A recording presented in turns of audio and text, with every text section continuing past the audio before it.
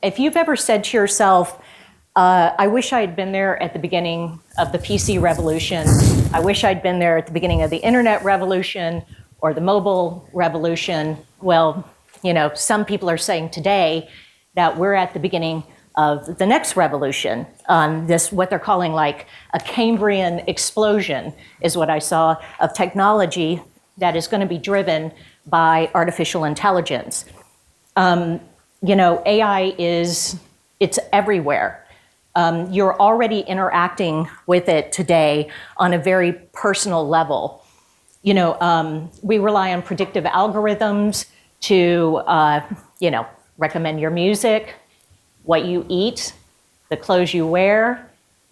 You're talking to chatbots. You're interacting with virtual assistants. It decides whether or not you're going to get a loan. And it's probably going to bring the car to you that you'll probably take to your next event right after this. It's shaping the future of humanity across every industry.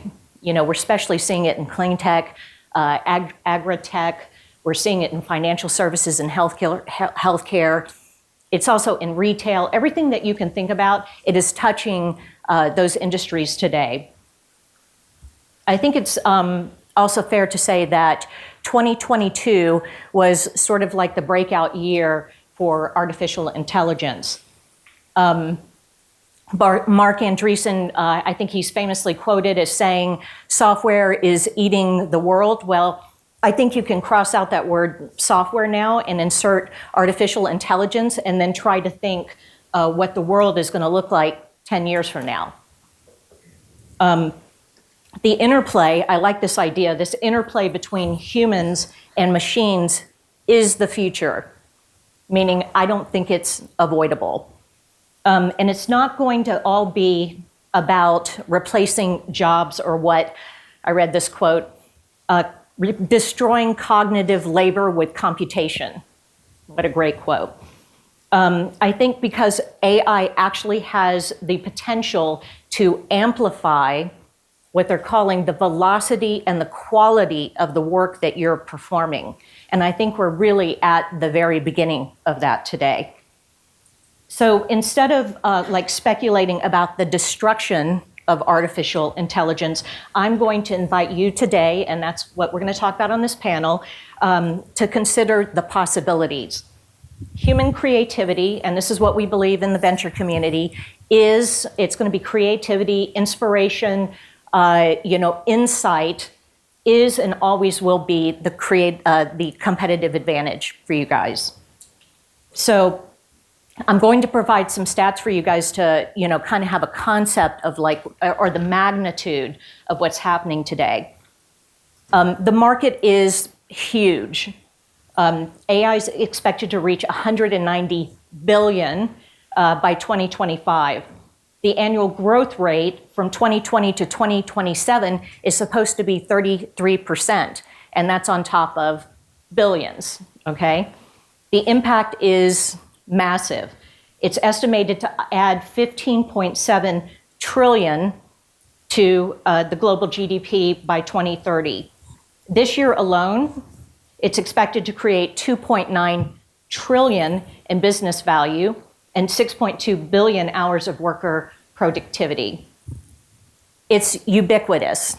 In 2022, 80% of people interacted with a chatbot at some point. In 2022, 142 million people in the US, or 42% of the population, used a voice assistant. It's dispersing rapidly. It took ChatGPT just 5 days to go to 1 million users. And to put that into context, Instagram, it took them 2.5 months, Facebook 10 months, Twitter 24 months, and Netflix 41 months. And it's only going to get bigger.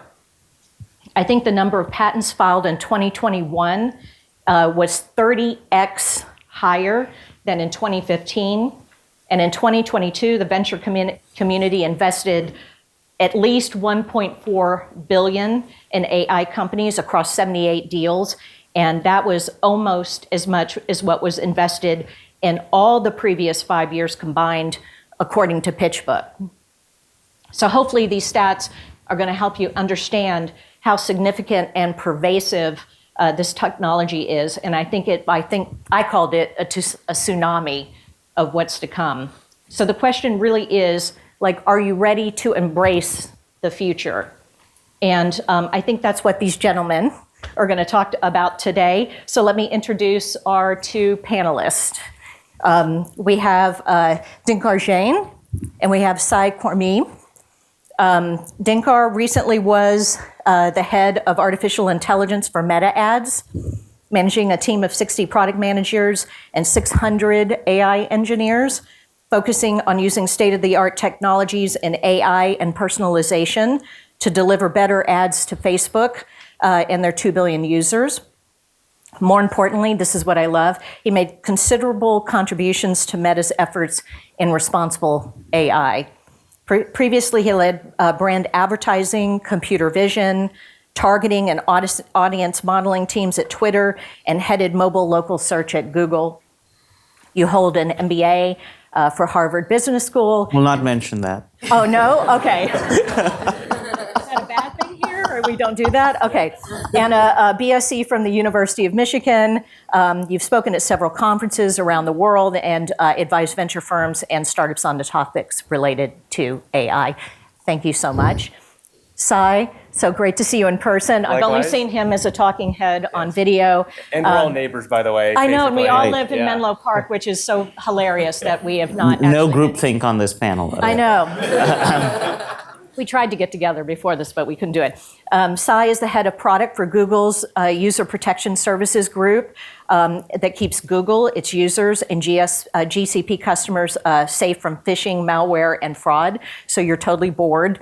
Nothing to do there. I'm almost out of a job. Oh, no, don't say that.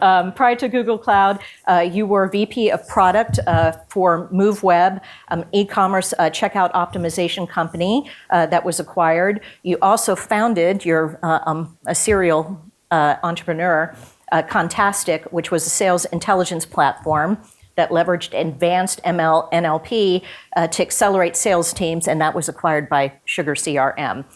I hate to mention this. He's also an MBA from Harvard. I hate to say that. And BS in computer science from the University of Washington. So thank you both for being here. It's very obvious you know what you're doing in artificial intelligence. So question one, I really, I like opening with this because there's so many different definitions of artificial intelligence, right? So I would love to get, because of your tremendous experience, how do you define artificial intelligence, and what makes it so much interesting from something like, I had a founder say, oh, isn't it just business intelligence? So I'd love to hear your thoughts on that. You want to start or should I? I can take this. Kudos to starting the panel there, because Socrates used to say the beginning of wisdom is the definition of terms. So if we don't know what we're talking about, we really aren't talking about much. Yeah. So my working definition of machine learning in particular is that it is a function programmed with data. So a function in the classic sense of a mathematical function. So remember your algebra class, f of x is x squared, that's a function. So it's transmuting certain inputs and giving some outputs predictably. And that function predictably is giving outputs, and that function used to be programmed with human instructions that were very readable. We heard Commodore 64 being invoked earlier this morning. That was a very classic, do this, do this, do this, go to this, do this again, for loops, this. It's a very classic human readable form of instructing the machine to do something. And then you form a programming function based on human readable instructions. That was the old programming paradigm. And the machine learning programming paradigm is you can create this kind of a function, but you program it with data instead of with explicit human readable instructions. It's important to note it's still a highly predictable, highly deterministic function. Every single set of inputs will give the same set of outputs, even from a machine learning function. Okay, it's just that you just can't read the function because it's a gobbledygook of a large number of neural network backprop changes and adjustments. So you can't make sense of the function, but it's still a predictable deterministic function. And the basic difference is that instead of writing it with human instructions, you're programming that function with data. So it's a new ability to program the machine, and that's what machine learning is. What artificial intelligence is unknown. Okay, there is no good definition for it, and it's an umbrella term with a large number of different opinions and concepts baked into it. So I would steer clear of even defining it or bothering to define it. But machine learning is by and large the core paradigm of AI, and that's very definable from my perspective.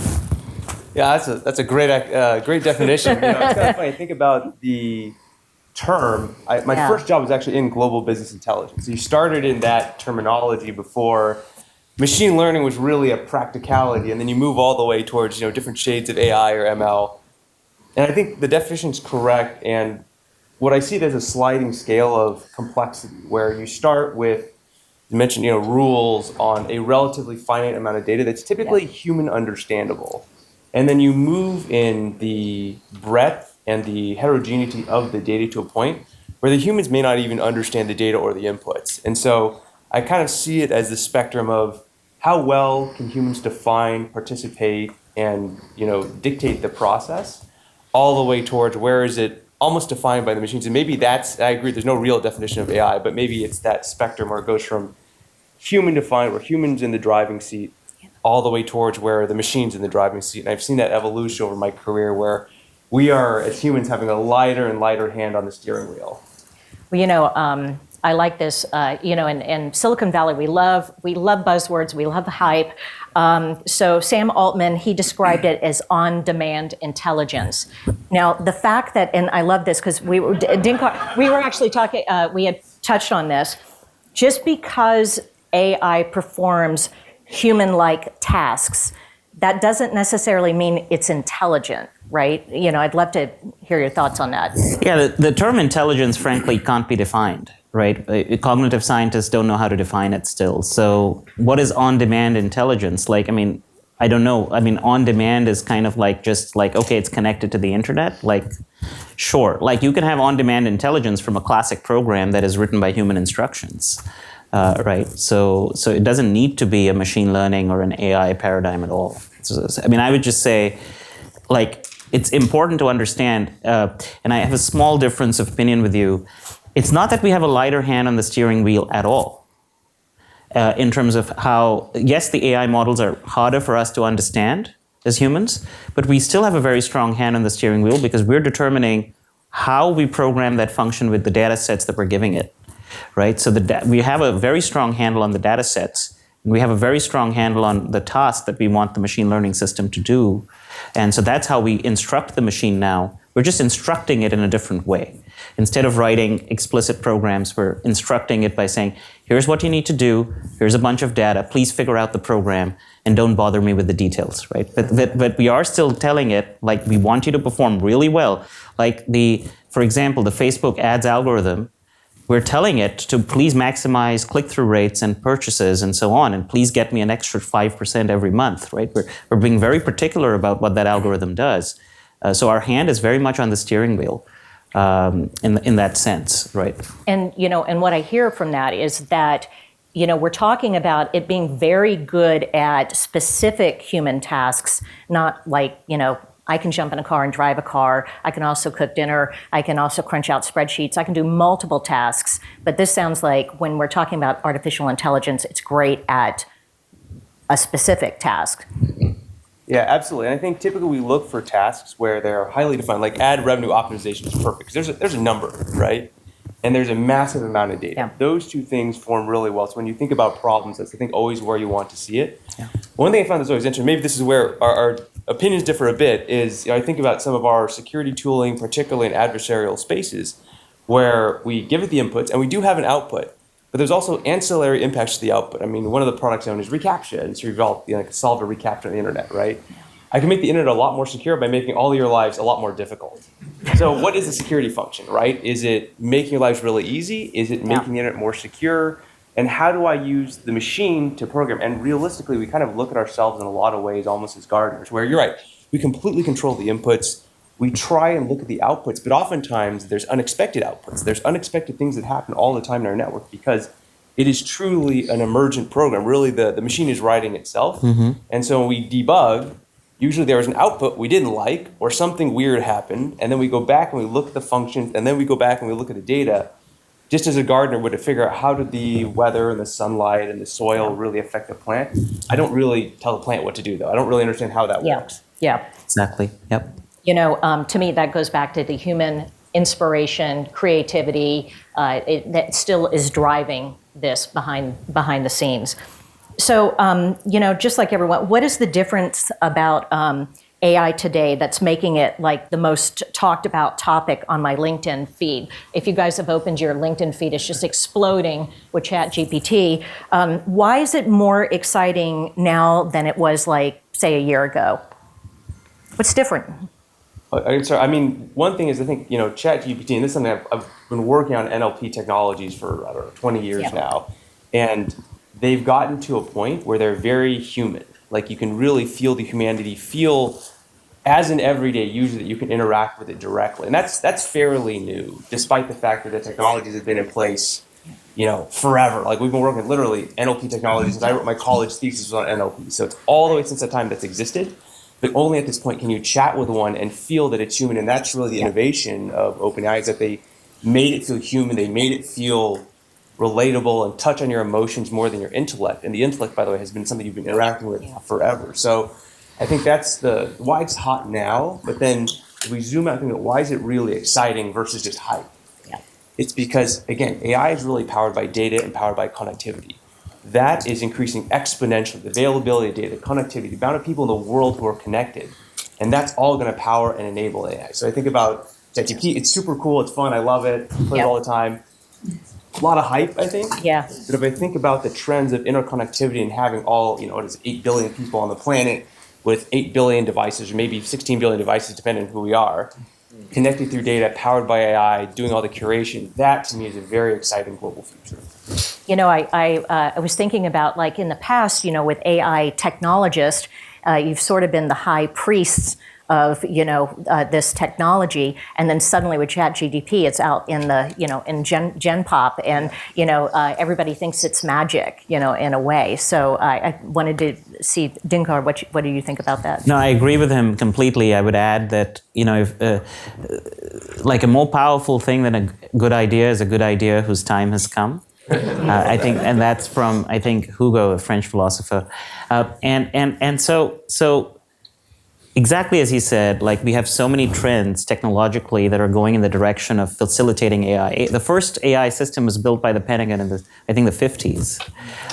And the New York Times had an article in the 60s or 70s talking about a walking, talking computer that would displace human beings, like back in the 60s or 70s, right? So, but it never took on because, Moore's law, connectivity, data storage, data generation, compute costs, like all of these things. It's a very compute intensive, data intensive, because remember, you're programming a machine with data.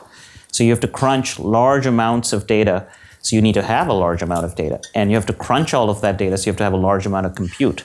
And both of those things all of a sudden became cheap in the last 10, 15 years. So this old paradigm from 60, 70 years ago all of a sudden became relevant. And so I think that's why it's being talked about a lot now. And I also think that, AI practitioners have gotten very good at marketing. So I think there's something to be said about that.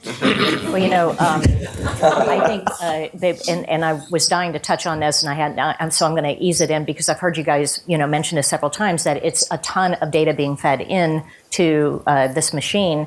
And, data, of course, comes from someplace, humans. Do you think, what do you guys think about synthetic data and how that might, amplify the feeding of the machine? I mean, so synthetic data, for those of you who are uninitiated, is this idea that, like, let's say you're doing a Google search and you're clicking on something, and therefore that click is a data point that Google can then use to refine its search results. Synthetic data would be a bunch of fictitious users going on and clicking on fictitious links, and somehow those data points are relevant for training the model. It's very often used in situations, as you can imagine, where data set collection is expensive and the exact accuracy of a user to behave in a certain way is not needed. So self-driving cars, where you can have simulated cars driving around simulated environments, are good enough to train the vehicle's engine or the vehicle's machine, because you can simulate a driving environment with close enough proximity to the real thing. And actually having cars drive around is pretty expensive, right? So now synthetic data, that's what Sharon's referring to. And so synthetic data is useful when you have to go and simulate, like simulated data essentially can be additive to the data sets that you've otherwise collected from the real world.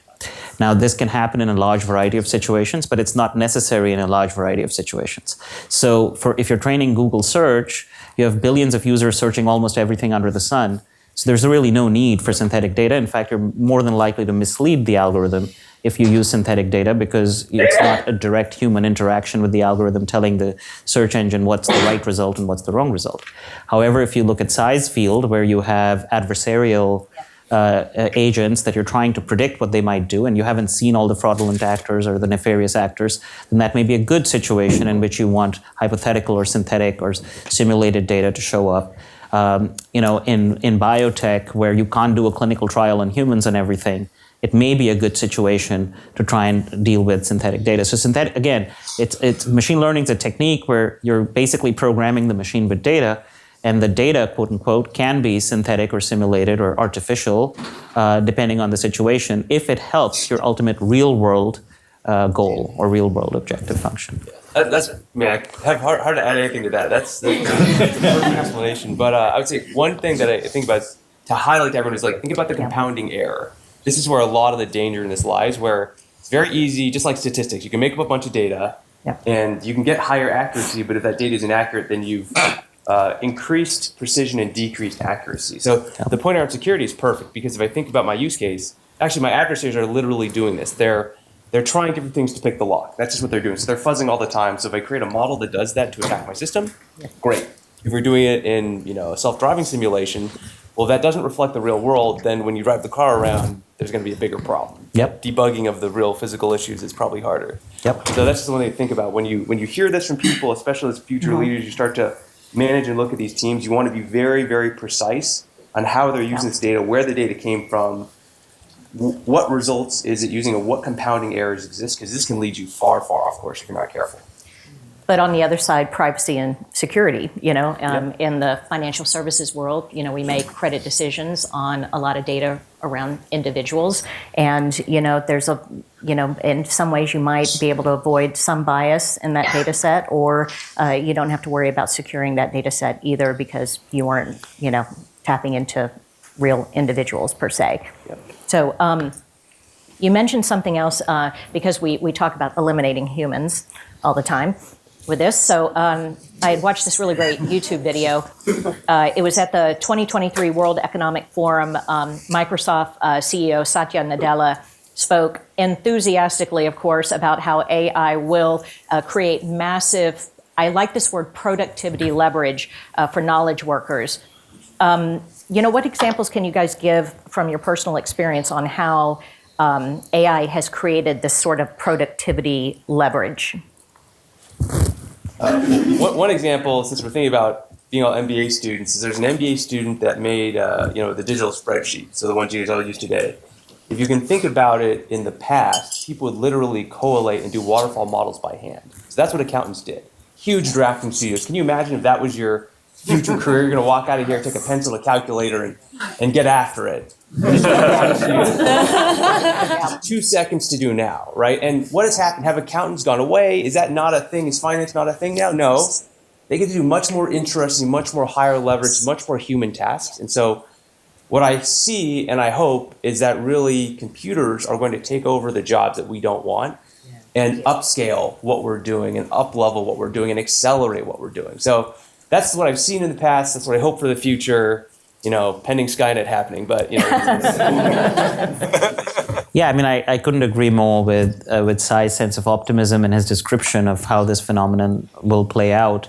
Just to put things a little bit in perspective, you have basically a new programming paradigm where you're able to tell dead chips of silicon how to behave without, again, like programming them with data, right? So this is a new way of programming silicon to do certain things for you.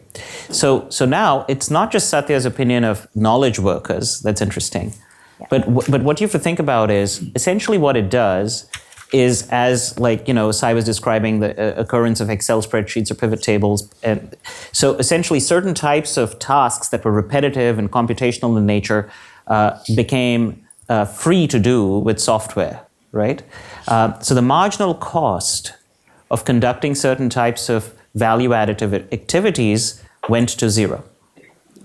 And essentially, with this programming paradigm shifting from you being able to instruct a machine to do certain things with explicit instructions and morphing that to be able to tell the machine to do certain things with data sets, the marginal cost of a much larger number of tasks can go to zero.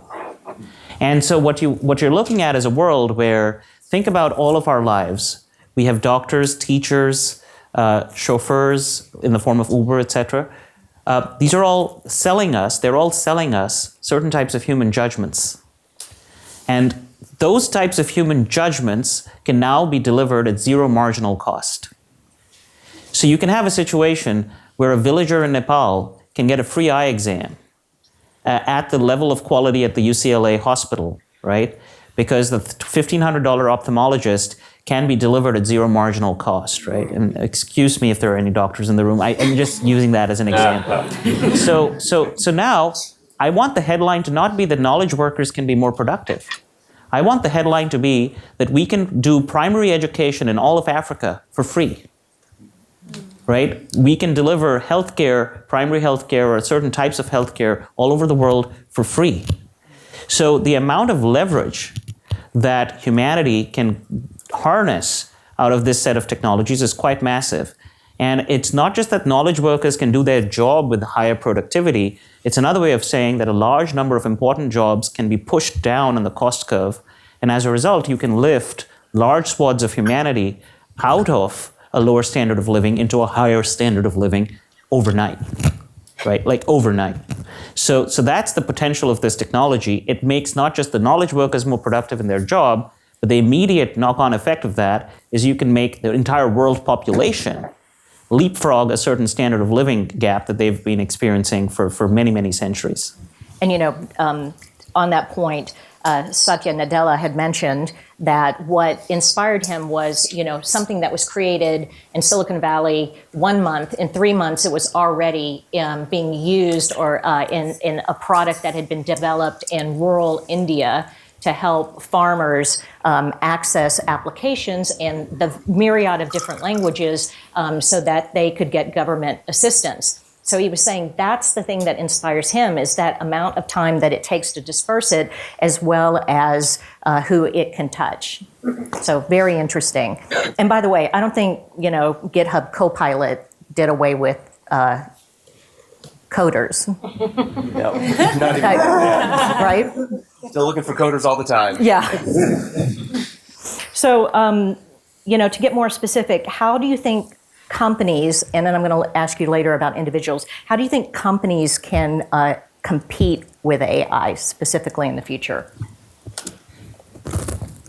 I don't know the answer to that. I don't think about it as a competitive thing. I think it is a tool that everyone will use, and I think will democratize and compress and empower so many more people. So I actually am very optimistic about. First of all, there will be, as venture capitalists will fund and create many more great companies in this space. Yeah. They'll create many more tools. They'll make everyone's lives a whole bunch better across every area. If I think about every single job I've had in my career, it has always been about taking an inconceivable amount of data, making sense of it, and then using that to deliver value to, first it was advertisers at Microsoft, then it was commercial real estate brokers, then it was salespeople in the enterprise. Then it was e-commerce buyers, probably like everyone in this room, and now it's everyone in this room through security. It's all the same theme of a tool that evolves. I'm not sure how we compete against that, but maybe. Yeah. I think one thing you'd agree with is that data is the biggest source of competitive advantage, and it's differentiated data. And companies across the world are holding their data close to their chest and not sharing it, right? There's a misnomer that AI competitiveness or competitive advantage is driven by the quality of your algorithm or the quality of your model. It's actually driven by the proprietariness of your data set. What happens is that AI is an incredibly incumbent-friendly technology. It does not help disruptors at all. And so wherever you have this data flywheel activated, you're going to have consolidation, oligopolization, monopolization, etc. It's extremely unlikely that industry will continue to be competitive. And here's the reason. So you have a large amount of data which you need to program the AI system. Now, the large amount of data is available to companies that are already established in a particular sector. An upstart doesn't have data sets, right? So the largest pile of data on loan approvals is sitting inside, say, something like JP Morgan Chase. The largest data around search ranking and search clicks is sitting inside Google. So these are the companies that have the largest data set to program the best loan approval AI or the best Google, or, search ranking AI. And then as a result, consumers have a natural preference to go there because they are delivering the best product. They're delivering the best results. As a result, consumers are giving more data to that same company or that same engine. And therefore, there's an iterative effect where that thing is just continuously learning, and there's no way for an upstart to catch up. So in my opinion, companies will be very careful about what data is most important to programming their algorithms, and they're going to try their level best to make sure that that data is kept as proprietary as possible, and that nobody else can come in and try and fish in that sort of data stream. And there's going to be a war over data sets, essentially, which is already playing out if you look at it like Amazon and suppliers on Amazon, or Apple and advertising apps on Apple iOS, et cetera, et cetera. So data is the theater of war, and data is the theater where companies are going to try and outdo each other so that they can get an advantage with their engine being more powerful than the next person, right? So that's how I think companies compete in this space.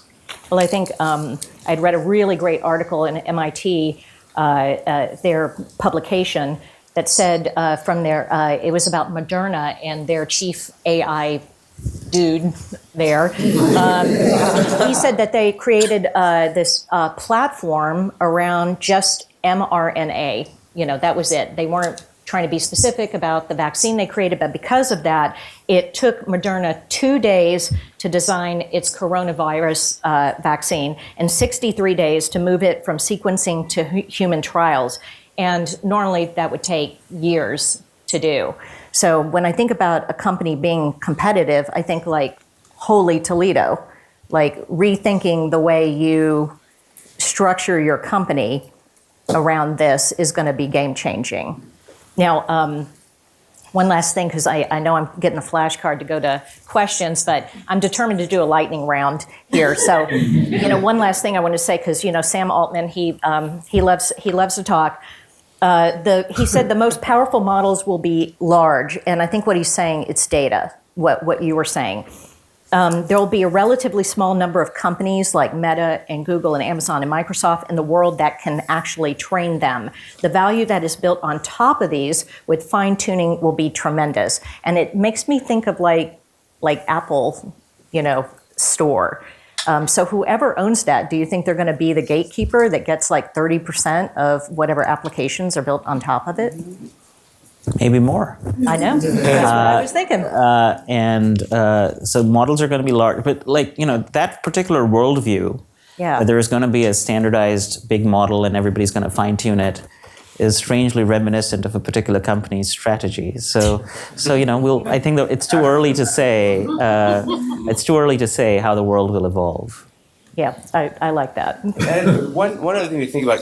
Absolutely, there's this consolidation and there's this battle of the titans for the data. I think there's a couple, as young folks that think about this, that you can think about. One is go look for new areas where you can gather and create your own data estate. So don't compete in the area where there's already Facebook, Google. It's gonna be tough. Go to the place where there's new data. The second trend we're seeing is also the consortium of smaller companies and individuals pooling their data and having shared control over it. Rather than just giving it over to these large potential oligopolies, they'll control it themselves or they'll share it on their own in a consortium basis. So those are two trends I think we'll see emerge. In addition, of course, like the Battle of the Titans, which has been playing out for, 2 decades now. No, very good point. Yeah. Yeah. Okay, so I am going to get to this lightning round. So I'm going to throw a statement out to you guys, and you're going to give me thumbs up, thumbs down, and give me a brief reason why. Is ChatGPT a Google killer?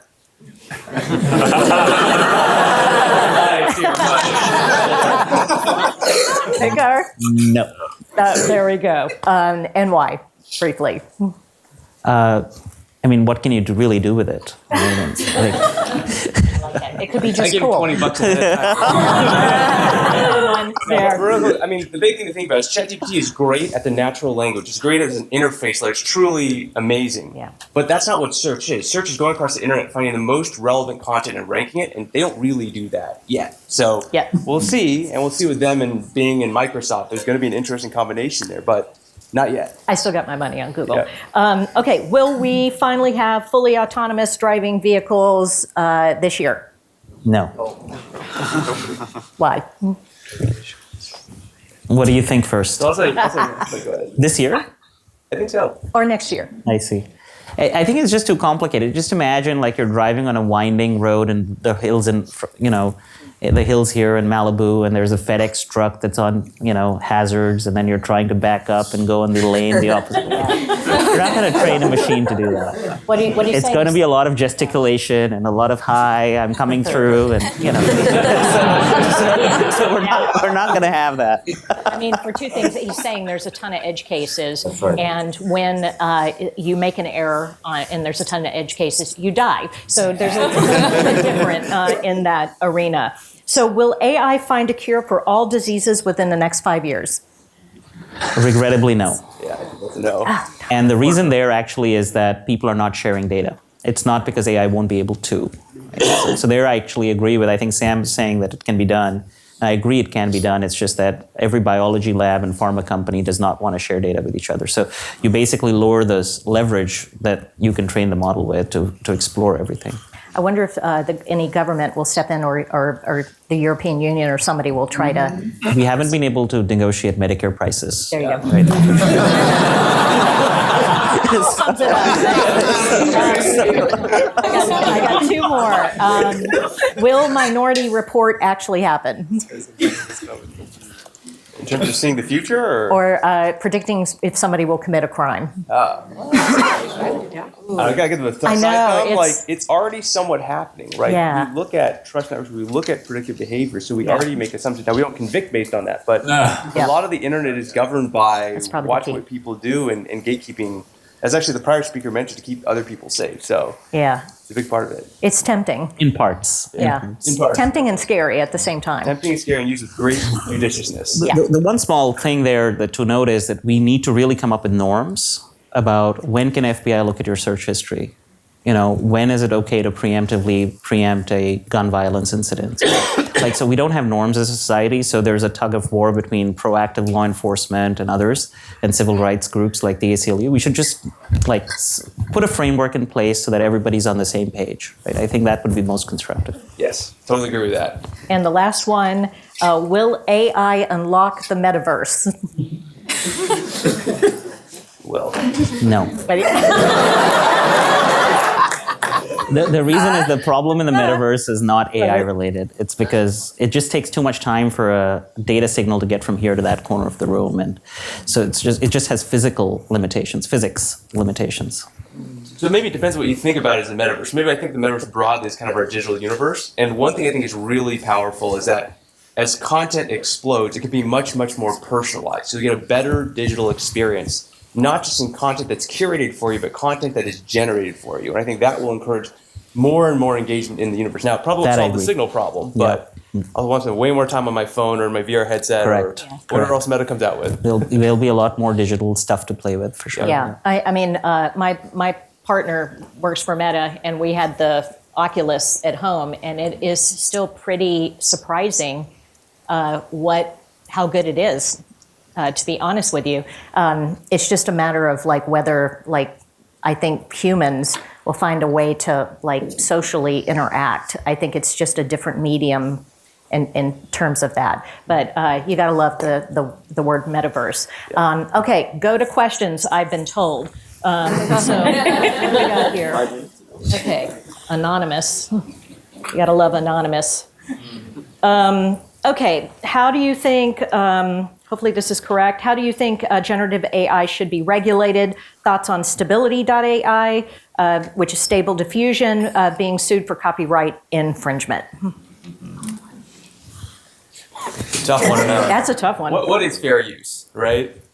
I mean, my take on this is there will be a case where someone gets sued over this, and that first judicial precedence will really set the path forward. Whether things should happen, that will likely be what we'll watch to play out next. Yeah, it's interesting how old systems like judicial, regulatory is going to probably define a lot of what's going to happen in the near future. I think this is interesting. How do you define responsible AI for companies? And how are you thinking about this in general, responsible AI? So responsible AI is just the general idea that you want artificial intelligence use inside any company or application, or frankly even government, to be quote unquote socially responsible. And socially responsible, if you look at various conferences that are on these topics, generally come down to a few pillars: trust, fairness, robustness, so you don't want the model to be too variable from day to day, equity, equality, things like that, right? So there are a few different, like, don't polarize, don't undermine democratic values, etc. So there are a few different buckets of where we're seeing responsible AI be defined, and then there are specific problems within each of them that are being solved both technically and in the product layer. And so that's how we should think about responsible AI broadly. But again, responsible AI today, like even if you think about generative AI, for example, and if you start using it in a lot of different cases, the framework needs to extend to many more topics of what is responsibility, right? Yeah. So you're seeing the FTC come after various tech companies for antitrust issues. So, economic responsibility or marketplace responsibility is another aspect that is yet to be explored and developed further. So responsible AI broadly is this idea that any new technology that you use should be used in a way that is socially responsible, and socially responsible is an ever-evolving term. Interesting. It's almost like science fiction, and Arthur C. Clarke and that kind of, law of robotics is something we're actually going to have to be discussing. Isn't that crazy? Yeah. Except that in many cases, responsible AI tends to be lagging. So the harms are evident, or the harms are starting to surface, and therefore you're addressing them. So it's a little less, strain on the imagination. Yeah. One great thing we're seeing also is with the evolution of ChatGPT, people are aware of it. We think a lot about kind of helpfulness and transparency. And now people are interested in engaging the discussion and thinking about what the model's doing. What is AI? What is it doing? And that's actually great to have society think as a partner with us as we evolve it versus being the consumer of it only. Yeah. Guys, do I have room for one more, or do we? Okay. I kind of like this one because it's a little right out there. It says, AI seems to be a whole bunch of if statements. Prove me wrong. I'm going to take this one from your first whole bunch of if statements. If you say so.